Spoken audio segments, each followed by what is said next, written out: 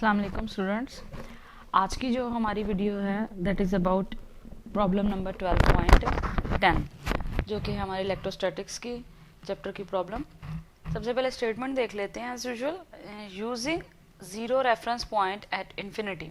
अच्छा स्टूडेंट्स, ये अब एक एक्स्ट्रा इन्फॉर्मेशन भी है, इसके बगैर भी जो है वो अंडरस्टैंडेबल बात है कि जब हम इलेक्ट्रिक पोटेंशियल एब्सोल्यूट पोटेंशियल वाला टॉपिक स्टडी करते हैं तो वहाँ पे जो हम रेफरेंस पॉइंट यानी कि जहाँ से हम चार्ज को जो है वो मूव करवाते हैं वो हम इन्फिनिटी पे ही कंसिडर करते हैं। सो यहाँ से एक आइडिया तो हो गया कि ये टॉपिक कहाँ से रिलेटेड है, एब्सोल्यूट पोटेंशियल वाले टॉपिक से जो प्रॉब्लम है वो रिलेटेड है। Using zero reference point at infinity. Zero reference point का मतलब ये कि जहाँ पे पोटेंशियल जो है वो हम कंसिडर करेंगे ज़ीरो। डिटरमिन द अमाउंट, किस चीज़ की अमाउंट हमने फाइंड करनी है वो भी हम देखते हैं। Determine the amount by which a point charge of, अब ये चार्ज की हमें वैल्यू दी हुई है that is 4 × 10⁻⁻8 Coulomb's altars the electric potential. Altars का मतलब है चेंज होगा जब हम उस पॉइंट चार्ज को जो है वो इन्फिनिटी से लेके आएंगे कहाँ पे, एट ए पॉइंट 1.2 मीटर अवे। डेफिनेटली जब जो है वो हम चार्ज को मूव करवाते हैं तो हम उसके ऊपर क्या करते हैं, वर्क करते हैं, जो कि उसके अंदर जो है वो इलेक्ट्रिक पोटेंशियल की फॉर्म में क्या हो जाता है, स्टोर हो जाता है। सो हमने फाइंड एक्चुअली न्यूमेरिकल प्रॉब्लम में क्या फाइंड करना है कि amount of the electric potential, not electric potential energy, this is electric potential. ठीक है, तो इलेक्ट्रिक पोटेंशियल हमने फाइंड करना है कब, जब हम चार्ज को इन्फिनिटी से लेके आएंगे कहाँ पे, 1.2 मीटर्स अवे पे, और चार्ज की वैल्यू हमें दी हुई है। अच्छा, अब ये दोनों पार्ट्स में कोई ज़्यादा डिफरेंस नहीं है। पार्ट ए में उसने कहा कि हमने कंसिडर ये करना है कि वो चार्ज जो है वो पॉजिटिव है, जबकि पार्ट बी में जो है वो हमने ये कंसिडर करना है कि जो हमारा चार्ज है वो क्या है, नेगेटिव है। तो सबसे पहले हम जो है वो डाटा लिख लेते हैं। डाटा में हमें जो है वो बहुत सिंपल सी प्रॉब्लम है, बहुत छोटी सी प्रॉब्लम है। ठीक है, तो डाटा में हमें गिवन तो एक तो चीज़ जो दी हुई है वो है चार्ज, और चार्ज कितना है हमारे पास, 4 इंटू, चार्ज को हम लिख लेते हैं Q, 4 × 10⁻⁻8 कूलम्स। एंड देन हमें जो डिस्टेंस यानी कि जो R दिया हुआ है जहाँ पे हमने जो है वो चेंज पोटेंशियल का निकालना है that is 1.2 metres away from infinity, यानी कि जो हमारा ज़ीरो रेफरेंस पॉइंट है। ठीक है, और हमने देखना है जी V जो कि हमने फाइंड करना है, इसको हम टू फाइंड में भी लिख सकते हैं और यहाँ पे भी लिख लेते हैं। अच्छा स्टूडेंट्स, हम जो है वो इसके टॉपिक के अंदर अब हमने देखना है कि हमें फार्मूला जो है वो कौन सा यूज़ करना है। तो जो टॉपिक हमने स्टार्ट में जैसे कि बात की कि ये टॉपिक जो है वो electric potential at a point due to a point charge है। तो लास्ट पे जो हमारे पास रिलेशन निकलता है, टॉपिक है हमारा 12.9 electric potential due two point charge, क्योंकि हमें जो है वो एक ही चार्ज दिया हुआ है। तो यहाँ से हमें एक हिंट मिल जाता है कि हमने पोटेंशियल का कौन सा फार्मूला जो है वो यूज़ करना है। सिंगल पॉइंट है दैट इज़ पॉइंट चार्ज, तो हमारे पास फार्मूला जो आएगा वो आएगा VR is equals to K लिख लें या 1/4πε0 लिख लें, एक ही बात है। चले हम जैसा जो है वो बुक को फॉलो कर लेते हैं, 1/4πε0 Q/R।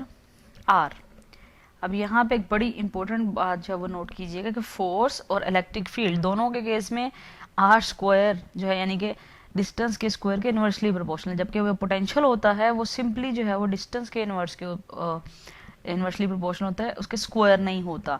तो अक्सर स्टूडेंट्स जो हैं वो यहाँ पे गलती कर जाते हैं कि उनको आदत होती है R² लिखने की। कूलम्स लॉ में भी R² आता है, बिल्कुल इसी तरह से इलेक्ट्रिक फील्ड के अंदर भी जो है फार्मूले के अंदर due to a point charge वहाँ पे भी क्या आता है, R² आता है।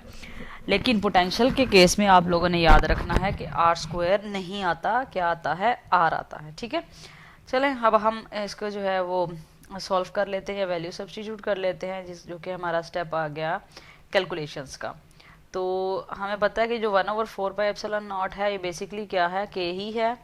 तो K की वैल्यू तो हमें ऑलरेडी जो है वो पता है, जो कि है 9 × 10⁻⁹। ठीक है स्टूडेंट्स, और अब साथ में क्या आ गया, K Q, अच्छा, अब यहाँ पे पार्ट ए कहता है आपने पहली दफ़ा जब आपने सॉल्व करना है तो आपने इस चार्ज को क्या लेना है, पॉजिटिव। तो हम यहाँ पे जो क्यू है ना ये पॉजिटिव ही ले रहे हैं, ठीक है। तो क्यू की वैल्यू हम लेंगे 4 इंटू 10⁻⁻⁻8 डिवाइडेड बाय, अब ये के की वैल्यू आ गई और साथ में जो वैल्यू आ गई वो कौन सी आ गई, क्यू की वैल्यू आ गई, ठीक है। डिवाइड किससे हो रहा है, आर से, और आर डिस्टेंस हमें जो है वो गिवन है 1.2। तो अब हम स्टूडेंट्स अगेन क्या करेंगे कि हमारे पास जो कि नॉन पावर वाला पार्ट है यानी कि 9, उसको हम मल्टीप्लाई करेंगे 4 से और हमारे पास आ जाएगा 36, और 36 को जब हम डिवाइड करवाएंगे किसके साथ, 1.2 के साथ, तो हमारे पास जो आंसर आएगा वो आ जाएगा 30, एग्जैक्टली 30 आंसर जो है वो हमारे पास आता है, ठीक है। अब ये तो 30 आ जाएगा, यानी कि हमने क्या किया, सिर्फ 9 को मल्टीप्लाई किया 4 के साथ और 1.2 से क्या करवा दिया है, डिवाइड। अब हमारे पास पावर्स रह गई, ठीक है।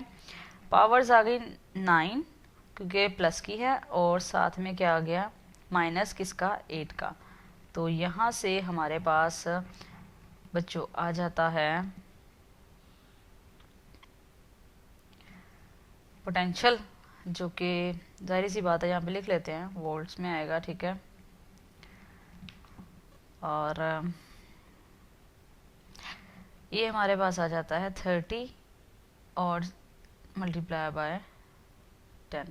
तो अब हमें पता चल रहा है क्लियरली कि क्योंकि 10 की पावर चले 1 लिख लेते हैं, आप लोग कंफ्यूज ना हो कि ये साइंटिफिक नोटेशन में नहीं है, ठीक है। तो लेकिन हमें ये भी पता है कि इस टाइम जो है वो हमारा पॉइंट, डेसिमल पॉइंट कहाँ पे है, वो यहाँ पे 3 के बाद है। तो हमें इसको लेके आना है यहाँ पे, सॉरी 0 के बाद था, जबकि हमें लेके कहाँ पे आना है, 3 के बाद। तो हमें एक स्टेप जो है वो कहाँ जाना पड़ेगा, हमें एक स्टेप जो है वो राइट टू लेफ्ट जाना पड़ेगा। तो जब हम राइट टू लेफ्ट जाते हैं बच्चों, तो पावर क्या होती है, प्लस की होती है। तो 10⁻⁻1 जो है वो यहाँ से आ जाएगा कि साइंटिफिक नोटेशन में लिखने की वजह से, और 10⁻1 जो है वो एक जो है वो ऑलरेडी जो है वो हमारे पास कैलकुलेशंस के रिजल्ट में आया था। तो हमारे पास फाइनली क्या गया, 3.2 इंटू 10⁻2 वोल्ट्स, ठीक है स्टूडेंट्स। और लास्ट में आंसर के साथ उसमें स्पेशली जो है वो प्लस का साइन इसलिए लगाया क्योंकि यहाँ पे हमने चार्ज जो है वो पॉजिटिव जो है वो कंसिडर किया, ठीक है। अब अगर हम इसका बी पार्ट देखें स्टूडेंट्स, तो वो बिल्कुल इसी तरह ही होगा, सिर्फ फ़र्क क्या होगा वो हम देख लेते हैं, ठीक है। फ़र्क यहाँ पे आएगा कि हम जो है वो बी पार्ट जो है वो उसमें क्या करेंगे, क्योंकि उसने कहा कि जब आपने बी पार्ट यानी कि एक दफ़ा आपने चार्ज को लेना है पॉजिटिव और एक दफ़ा आपने चार्ज को क्या लेना है, नेगेटिव।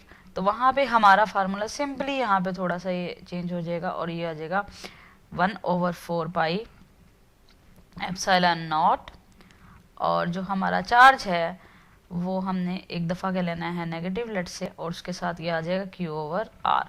अब बाकी जो है वो वैल्यूज़ जो है वो सेम रहेगी, यानी कि हमारी जो K की वैल्यू थी वो वही है जो कि है 9 इंटू 10⁻⁹, और चार्ज अब हमने क्योंकि लेना है नेगेटिव, उसने स्टेटमेंट में जो है वो क्लियर जो है वो मेंशन किया था कि when charge is positive, when charge is negative. अच्छा, चार्ज हमारे पास था 4 इंटू 10⁻⁻8 कूलम्स, तो ये अब बन जाएगा -4 इंटू 10⁻⁻8 और डिवाइड होगा डिस्टेंस जो कि था हमारा 0 रेफरेंस पॉइंट से जो डिस्टेंस था वो था 1.2 मीटर्स। तो सिमिलरली हमारे पास 9 जब 4 से मल्टीप्लाई होगा -36, -4 है, 1.2 से डिवाइड होगा तो हमारे पास आ जाएगा -30 इंटू 10⁻1।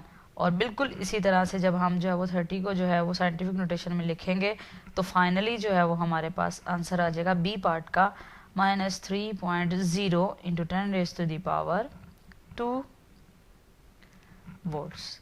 तो पार्ट ए और पार्ट बी का जो अगर हम आंसर देखें तो वो हमारे पास मैग्नीट्यूड वाइज तो जो है वो सेम है, ठीक है। सिर्फ एक दफ़ा हमने चार्ज की जो पोलैरिटी है वो नेगेटिव कंसीडर की है, और फर्स्ट पार्ट में जो चार्ज की पोलैरिटी वो हमने कौन सी कंसीडर की थी, वो हमने जो है ये पॉजिटिव कंसीडर की थी। इसलिए इसके साथ जो है वो स्पेशली जो है वो हमने प्लस का निशान आंसर में लगाया है कि ये आंसर तब है जब हमने चार्ज कौन सा कंसीडर किया है, पॉजिटिव चार्ज, जबकि नेगेटिव के साथ तो नेगेटिव जो है वो ऑटोमेटिकली जो है वो आ जाता है। ये प्रॉब्लम जो है वो बहुत ही इजी लगी होगी। और इसके साथ ही अल्लाह हाफिज़।